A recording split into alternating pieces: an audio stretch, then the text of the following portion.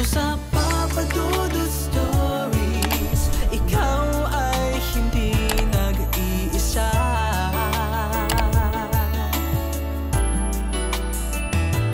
Dito sa Papa Dudut Stories, may nagmamahal sa'yo. Papa Dudut Stories, Papa Dudut Stories. Dear Papa Dudut, sa lahat po ng mga nakatutok ngayon, huwag pong kalimutan mag-like, mag-share at mag-subscribe. Maraming salamat po sa inyong lahat.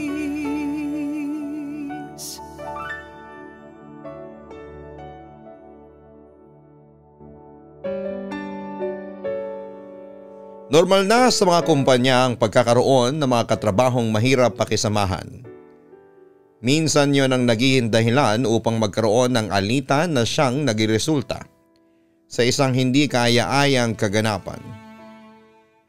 Dear Papa Dudut, ako nga pala si Rose.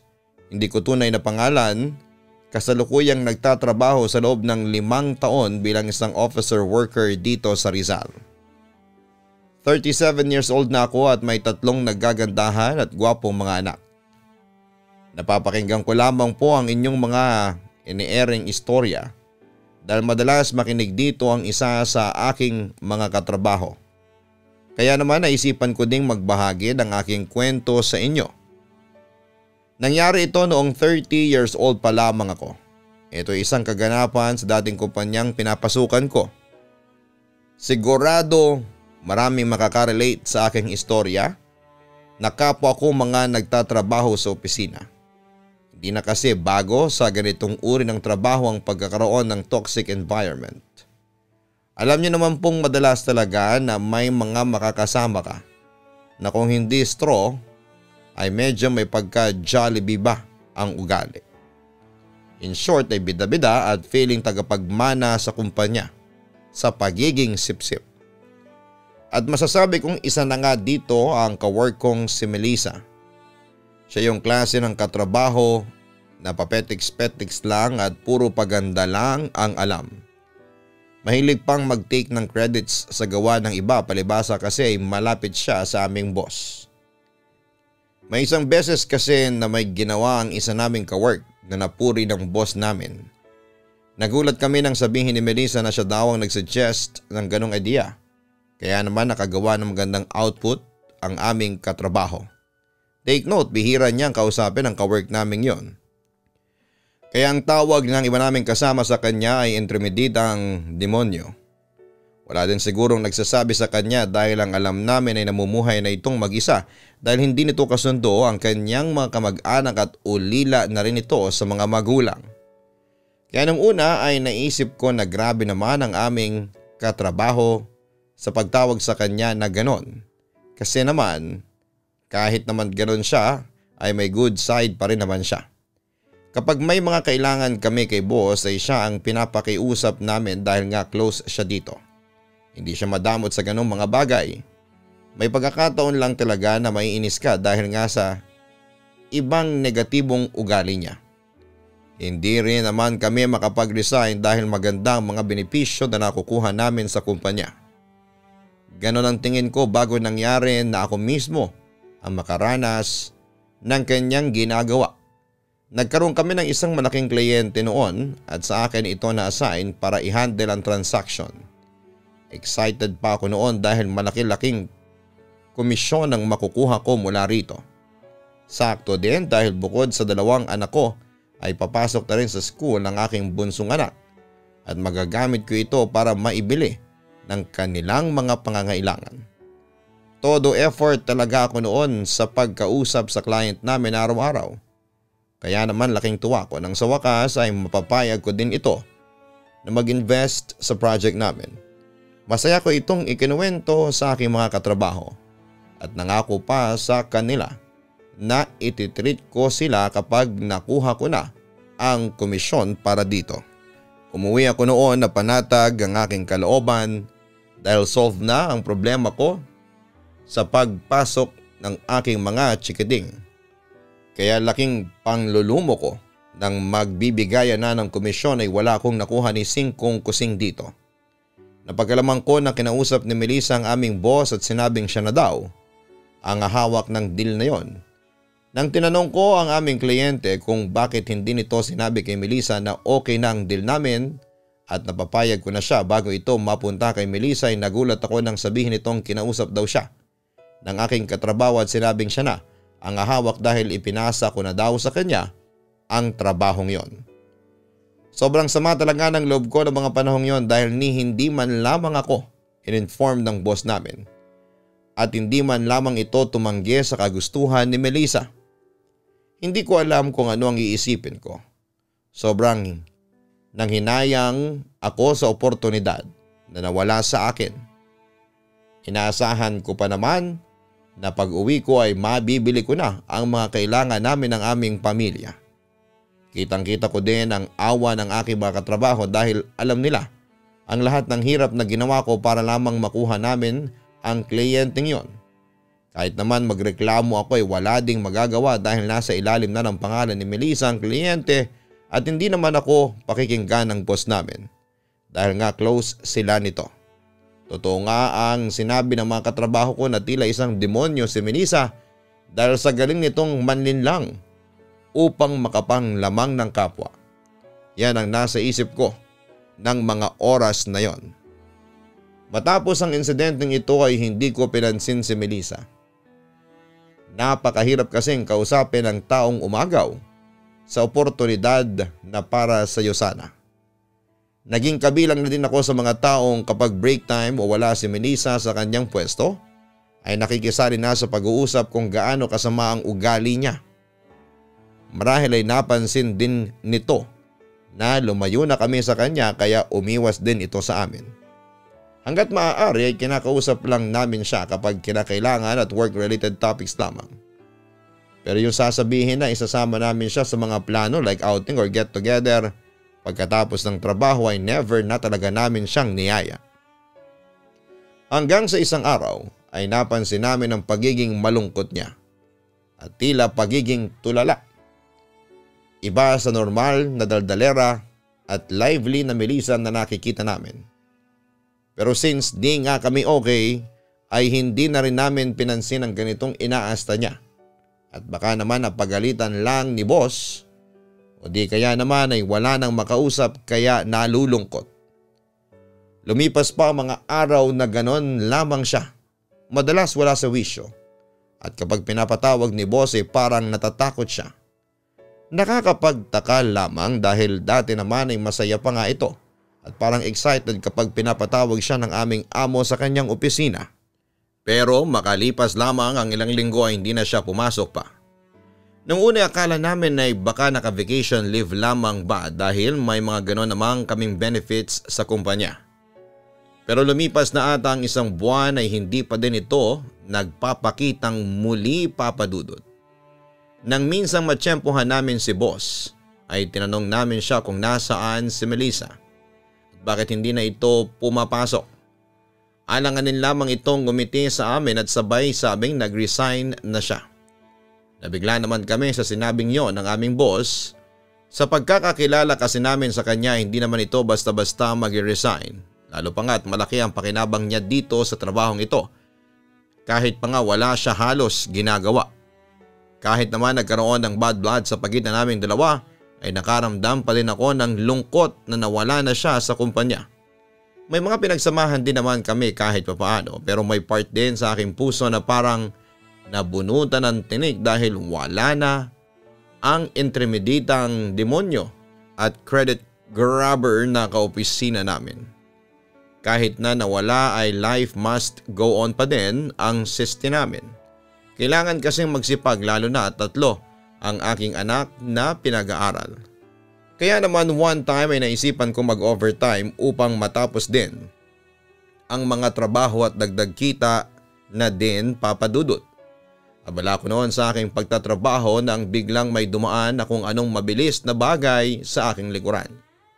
Per cubicle kasi ang style ng aming opisina kaya hindi mo din mapapansin kung may pumasok o lumabas ng opisina, depende na lamang kung dadaan ito sa likuran mo o marinig mo ang pagbukas ng pintuan dito. Dahil masyado akong abala ay hindi ko narinig kung bumukas ba ang mga pintuan. Nagtaka lamang ako na may tao pang papasok sa opisina ng ganong oras. Mag-isa na lamang kasi ako ng oras na yon sa aking pagkakaalam at mag-aalas 10 na rin ng gabi.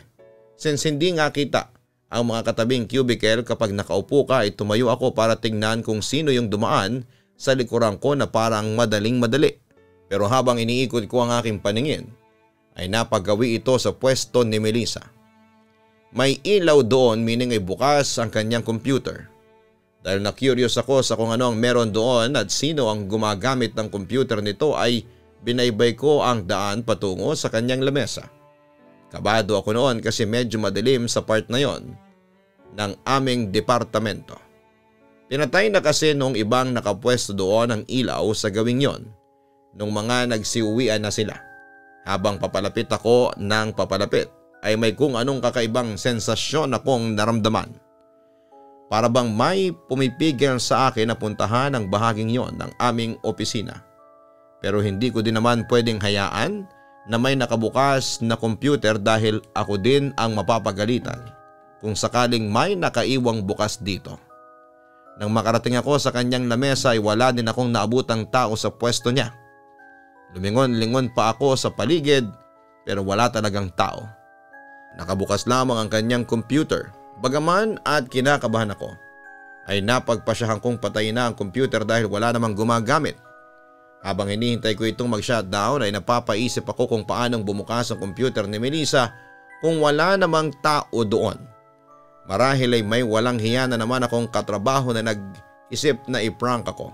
Pampalubag loob kong naisip ng oras na yon.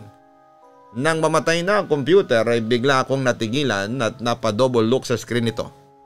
Para kasing may naaaninag ako papadudot na nakatayo sa may gilid na bahagi ng kwartong yon base sa refleksyon sa computer. Lumingon ako sa bahaging yon ng opisina pero wala naman akong nakitang tao. Napaupo ako bigla sa sahig.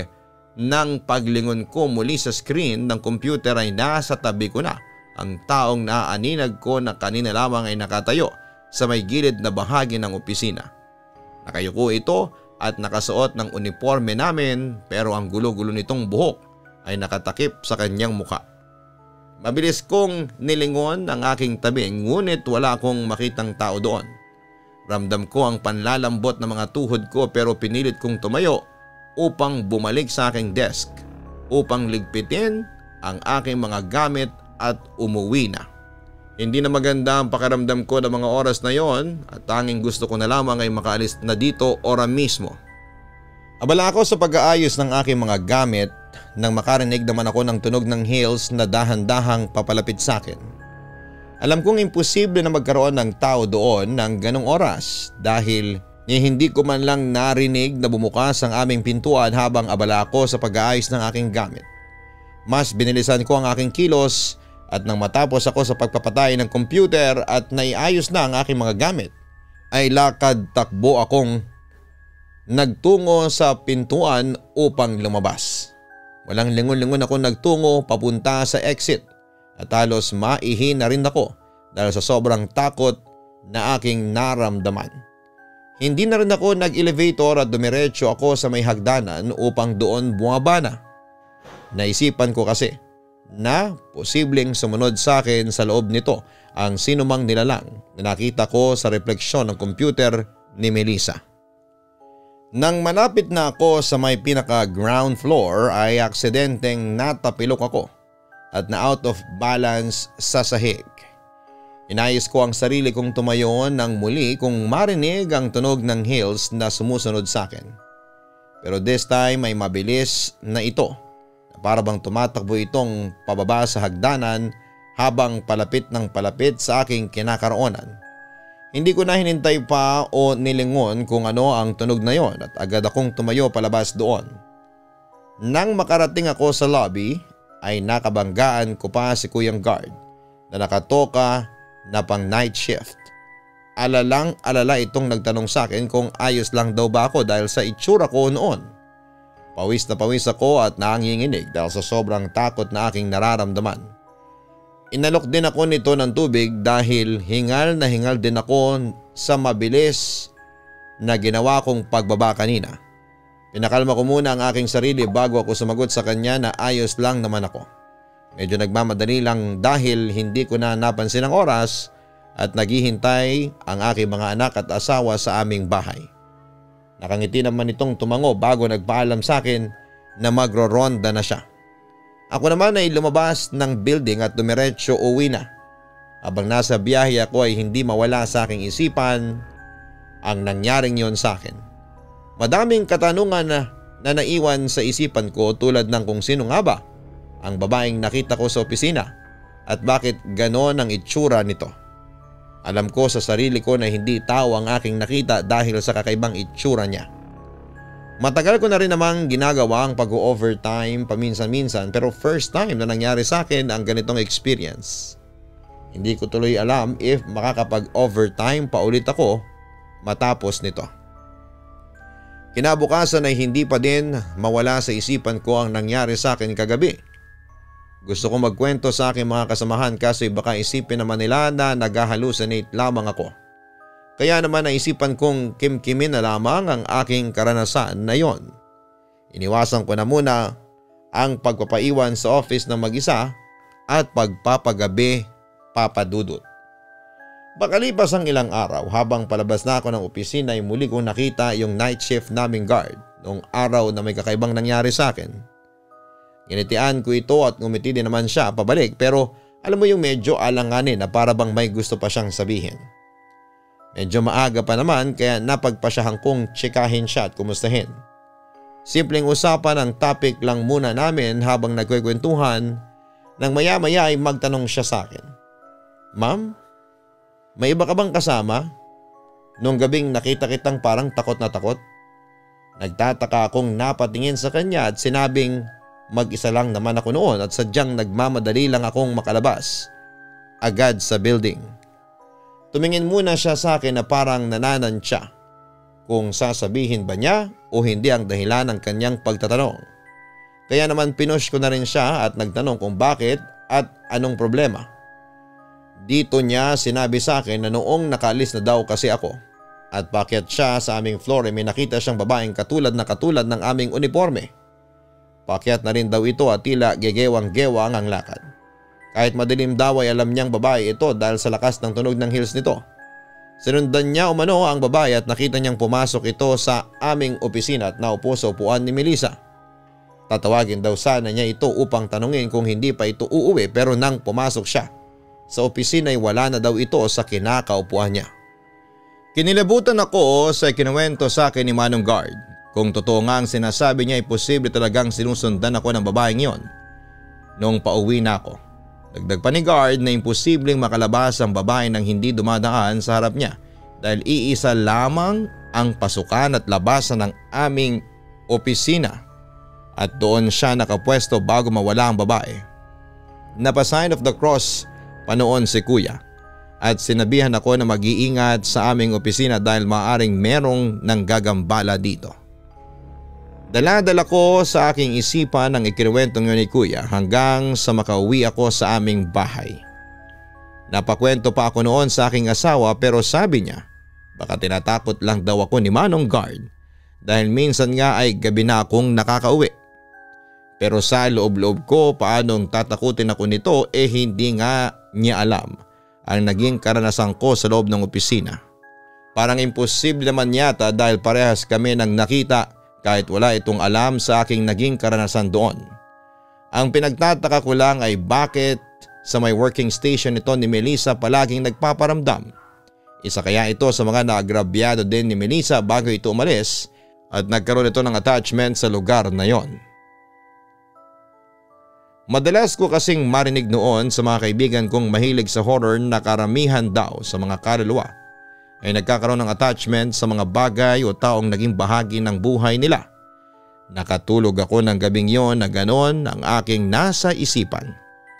Matapos ang insidenteng yon ay madalas akong nakikiramdam sa aking paligid kapag nasa opisina.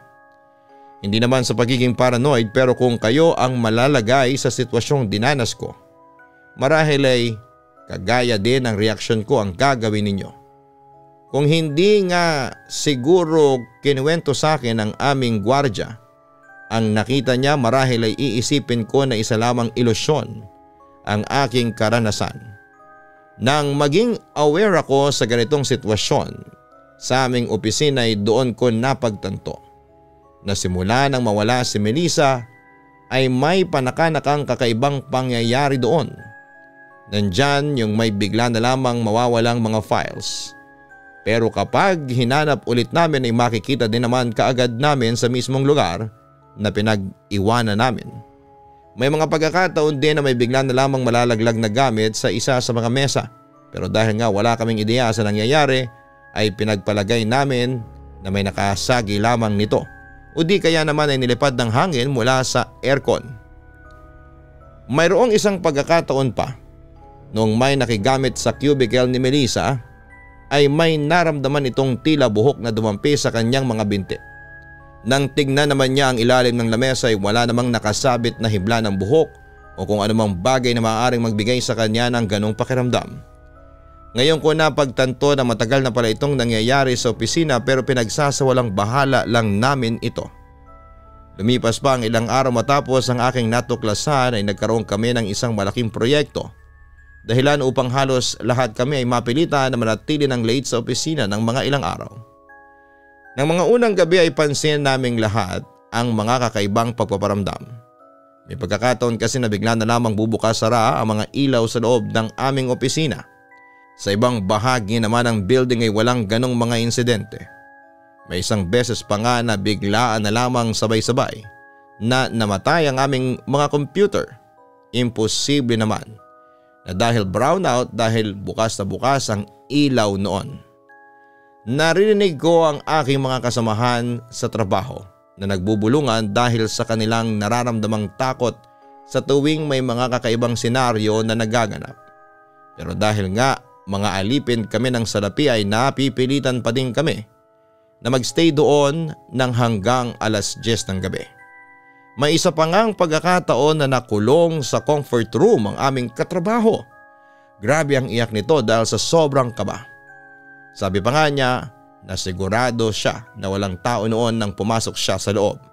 Bakit daw napagtripan siya noong sumunod na pumasok sa palikuran dahil nang nasa loob siya ng cubicle ay rinig niya ang tunog ng heels nito. Narinig din daw niya umano na umiyak ito sa may tabi lamang ng kanyang ginagamit na stall. Alam niyang hindi ito lumabas dahil wala naman siyang nakita o napakinggan na may nagbukas ng cubicle. Ganon na rin ang tunog ng maingay na sapatos nito. Kaya laking gulat daw niya nang paglabas niya ng stall ay siya lamang ang nasa loob ng palikuran. Dali-dali daw siyang tumakbo sa may pintuan pero ayaw bumukas nito kahit na anong gawin niyang pihit. Habang ginagawa daw niya yon ay nararamdaman niya na may nakatingin sa kanyang likuran pero hindi siya nangahas. Nalingunin kung ano o sino ito dahil alam niya sa kanyang sarili na imposibleng magkatao doon dahil chinek niya ang mga cubicles at walang talagang sino man ang naroon bukod sa kanya. Nang naramdaman daw niya na malapit na sa kanya ang kakaibang kasama niya ay saka lamang bumukas ang pintuan.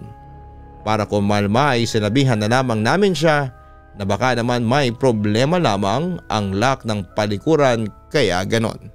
Hindi pa doon nagtapos ang lahat dahil ilang mga kaparehas na insidente pang naganap. Pero ang pinaka hindi talaga namin makakalimutan ay noong huling araw ng aming pag-overtime. Abala kami sa aming mga ginagawa at lahat kami ay nakatutok sa aming mga computer para matapos na namin ang lahat ng aming mga dapat gawin. Nasa ganong kaming mood nang bigla na lamang magsimulang mabilis na pagpatay-sindi ng ilaw sa aming opisina. Napatigil kaming lahat sa aming ginagawa dahil doon. Iba kasi ito sa mga normal na pagpaparamdam ng kung anumang nilalang na naroon dahil kasabay ng pagpatay-sindi ng mga ilaw ay ang pagbukas-sara din ng aming mga drawers.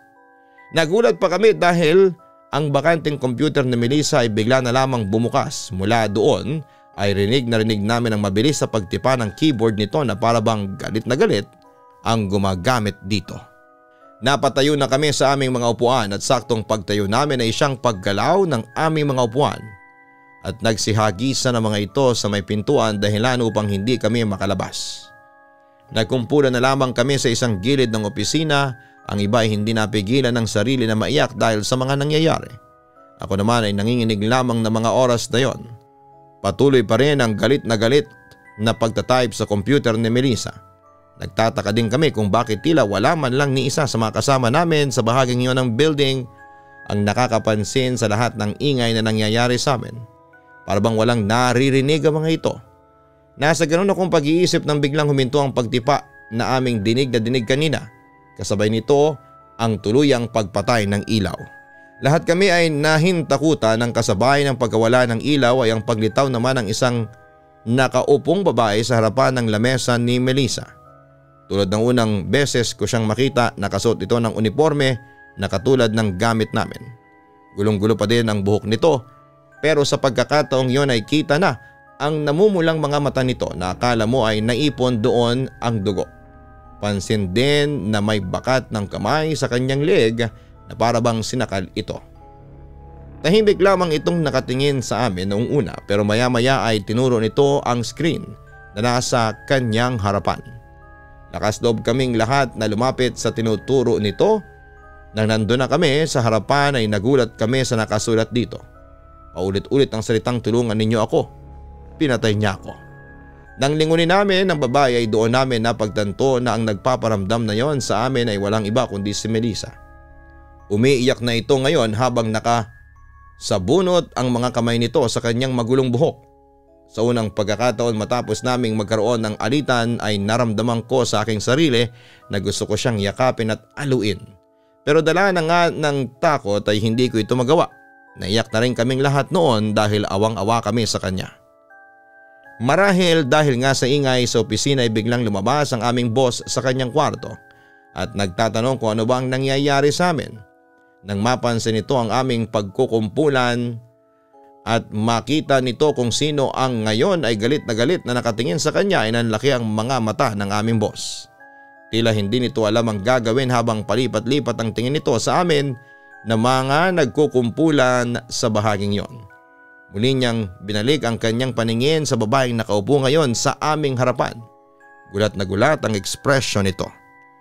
Maya-maya ay natatawa na ito na parang hindi makapaniwala sa kanyang nakikita habang napapaupo sa sahig at binibigkas ang salitang pinatahimik na kita. Lahat kami ay nagulat sa sinabing yon ng aming boss. Simpleng mga salita lamang ito pero alam namin ang kahulugan at bigat ng kanyang binitawang mga salita. Nang marinig ito ng isa sa aming mga kaopisina ay agad siyang tumawag ng tulong mula sa pulisya upang sa ganoon ay mapanagot ang aming boss sa kung anuman ang ginawa niya kay Melissa.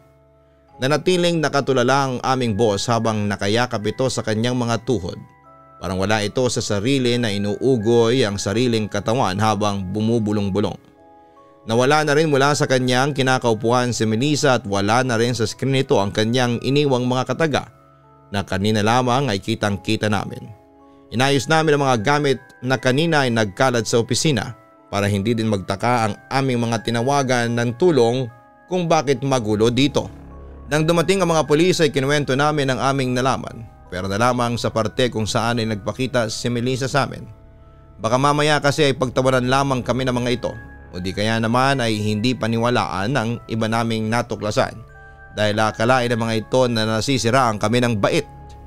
Sinabi na lamang namin na narinig ng isa sa amin na may kausap ang aming boss at sinabi dito ang kanyang ginawa kay Melissa.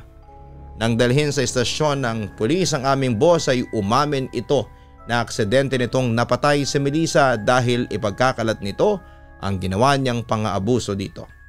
Kaya naman pala willing-willy ito noon kay Melissa ay may masama pala itong pakay sa aming katrabaho. Halos manlumo kami sa aming mga narinig mula sa kanya dahil nangyari pala ito noong mga panahon na napapansin na namin ang kanyang malungkot na aura at ang biglaang pananahimik niya. Hindi namin maiwasan na makaramdam ng pagsisisi dahil kung noon pa lamang ay nilunok na namin ang lahat ng aming galit at pride ay baka hindi nangyari kay Melissa ang lahat ng yon. Ito ang isang bagay na hanggang sa aming pagtanda ay aming dadalhin. Itinuro din ng aming boss kung saan niya itinapon ang bangkay ng aming katrabaho na hindi ko na babanggitin pa dito kung saan. Yung pinagtakhan ko naman noong mga panahong yon. Nagpaparamdam si Melissa ay nasagot din nang magtanong kami sa ibang nagtatrabaho sa building na yon. Sinabi nila na wala silang narinig na anumang ingay ng gabing yon. Isa pa'y kakaunti na lang din naman ang tao na mangyari yon. Ang akala ko ay sa mga pelikula lang nangyayari ang mga ganong senaryo na parang kayo lang ang nasa ganong sitwasyon. Pero hindi pala. Maging sa totoong buhay nangyayari pala talaga ito. Alam kong mahirap itong paniwalaan pero sa aming lahat na nandun ang gabing yon, ito ang katotohanan kailanman ay hindi namin makakalimutan.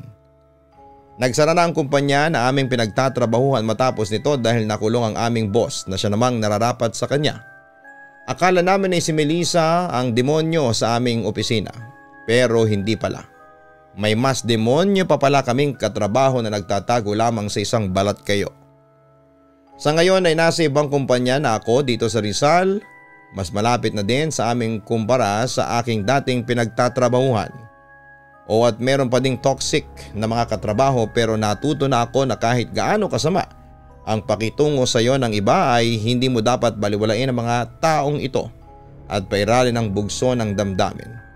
Uling balita ko sa boss namin ay may nangyari daw dito sa loob ng kulungan at binawian na ito ng buhay. Hanggang ngayon ay pinagdarasal ko pa rin si Melissa at umaasa na pinatawad na kami nito sa pagsasawalang bahala namin sa kanyang panahon na nangangailangan siya ng tulong. Ibinahagi ko lamang dito sa inyo ito upang humingi ng simpatya sa inyong mga tagapakinig. Nais ko lamang may matutunan sila sa aking kwento upang hindi mangyari sa kanila ang naging karanasan ko. Dito ko na po tatapusin ang aking liham at maraming salamat sa pagbibigay ng oras sa aking kwento. Lubos na gumagalang, Rose. Talagang hindi maiwasan ang mga pagkakataon na napapairal natin ang bugso ng ating mga damdamin. Lalo na kung tayo ay naaagrabyado pero hindi ibig sabihin nito ay magbubulag-bulagan na lamang tayo sa ating mga nakikita at napapansin sa ating paligid. Hindi natin alam na baka ang kinakainisan at inaakala nating masamang tao ay meron palang mas malalim na pinaguhugutan at pinagdadaanan na kanya lamang tinatago. Sa ating napakinggang istorya, naway maging aral itong lahat sa atin na huwag magpadala sa ating galit at matuto muna tayong makinig upang maliwanagan ang ating isipan bago manghusga ng ating kapwa. Hanapin ang Kaistorya YouTube channel para sa iba pang horror stories at ang Papa Dudut Family YouTube channel sapagkat meron po tayong weekly prizes sa maswerteng viewer. Papaano?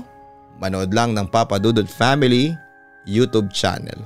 Ang mga link po ng binanggit kong mga channels ay nasa homepage ng channel na ito.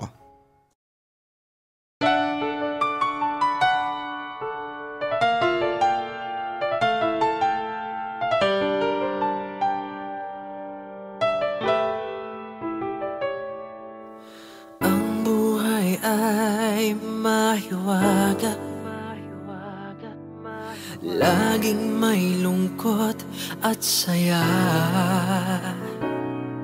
Sa Papa Dudut Stories, laging may karamay ka.